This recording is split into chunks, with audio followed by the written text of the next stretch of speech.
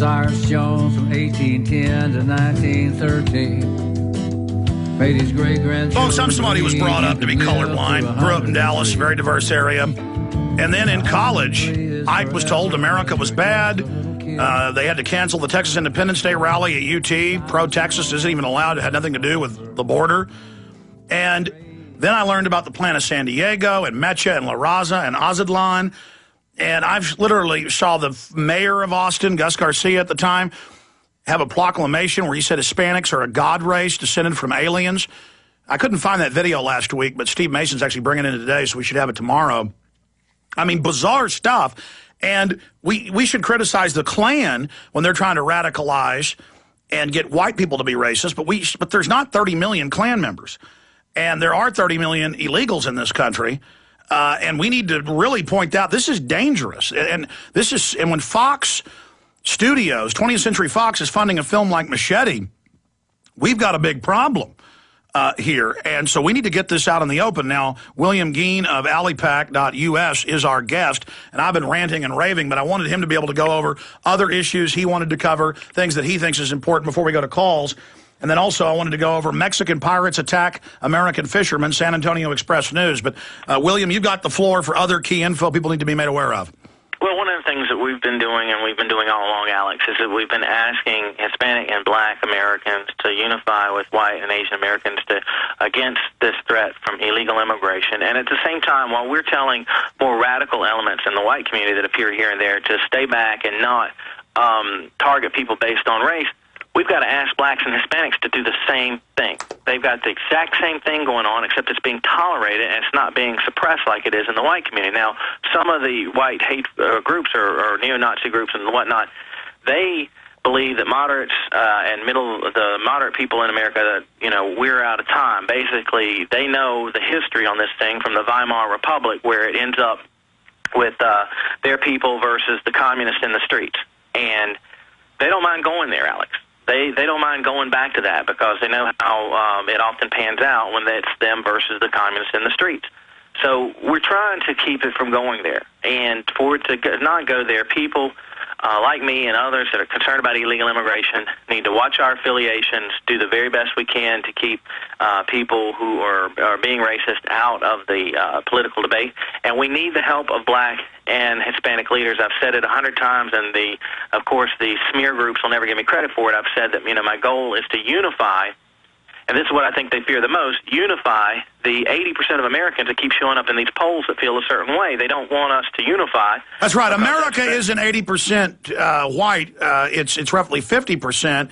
So what's that other 30%? That's Hispanics and Blacks and Asians. They want private property. They want the Second Amendment. They don't want to live in the third world.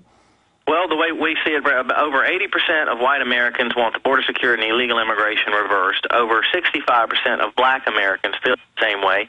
And somewhere between 54 and 56% of America's legal Hispanics feel that way. Now, unfortunately, over half the Hispanics in the country right now are here illegally. So that reduces the Hispanics that are with Americans down to under 30%. But overall, 80% of Americans, especially if you take the illegal aliens out of the polling data, want the border secured, our existing laws enforced, no benefits for illegals, employers find, and illegal aliens to go home. Yeah, I've seen Gallup polls of 79% of Hispanics want more border security. So I guess that must be a poll of people that are citizens.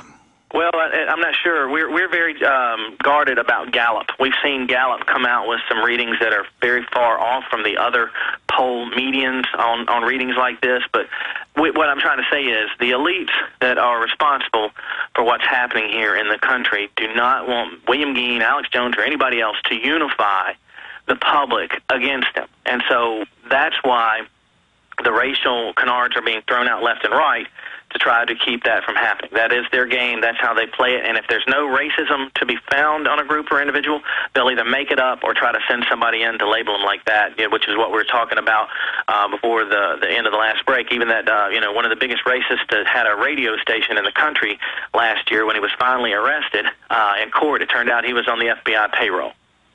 And they had all the emails where the feds are going, good job, bring them out, you make them look extreme. He's like, don't worry, I'm getting them for you.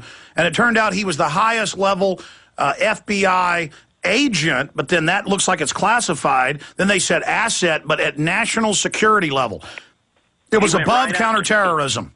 He went right after the North American Union and kept floating bogus claims. I know a lot of people out there listening probably saw in their emails claiming that he had documentation of the Amero, the new currency for America, and that a certain number of Ameros and gold had been shipped to China, and he had evidence of it.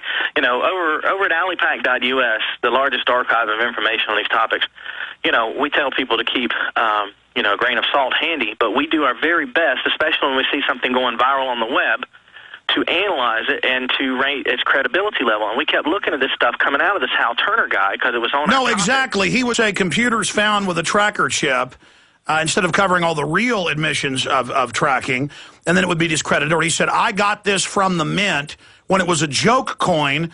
We pointed out the Mint in Colorado that actually made it as an anti-North American Union. So instead of looking at all the real SPP documents that Judicial Watch got, instead of looking at all the facts that I was covering, you were covering, that Lou Dobbs was covering, instead the media could say, look at this Amero coin hoax. Mm-hmm. Disinformation. Hal Turner, who was on the payroll of the Federal Bureau of Investigation, broadcasting racial hatred and racial animosity, was also broadcasting disinformation about illegal immigration in the North American Union and one currency. He was putting it out intentionally. He had masters and handlers that were paying him to do it. And so, you know, we know that there's a game afoot here. I just think that the problem we're having right now, Alex, is getting some of these agents are all around the immigration enforcement movement. They're on the inside. They're all around and on the inside of the Tea Party movement. They have, you know, infiltrated, and we've got to do something. We have got to do something, Alex, to get the true blue people here together and soon to strengthen and improve communication and cooperation in a way that cannot be derailed by the infiltrators and the crazies. That's you know, the best way to deal with it is to call it out when you see it. But to follow the people to their car, get their license number. You'll then discover they're a Fed or they're working for the Southern Poverty Law Center, and that's come out. But to also just continue to point out the AP article where these Democratic operatives in all 50 states organized and did go out, and it was also in New Mexico news. They even admitted to the news they would dress up like Nazis with racist signs, and they even admitted they were doing it. So as long as we explain to the public that most of this is provocateur, I think that's the most important message.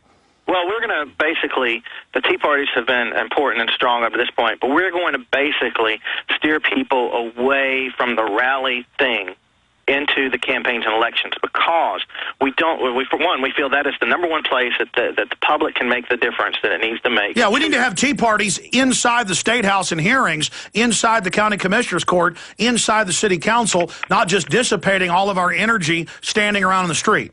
Well, each campaign for public office that's active right now is a mini organization in itself that needs money and people. And the candidates, I don't think that the Feds and the Democrats and others have a lot of agent provocateurs that are posing as candidates right now, and it's too late for them to create them. They are able to get activists out there, people at events, and events are the most vulnerable things that there are. But, you know, basically these people are highly sophisticated liars. 99% of what I'm having to deal with and what the American public is having to deal with right now, I think could be described in two words: sophisticated liars.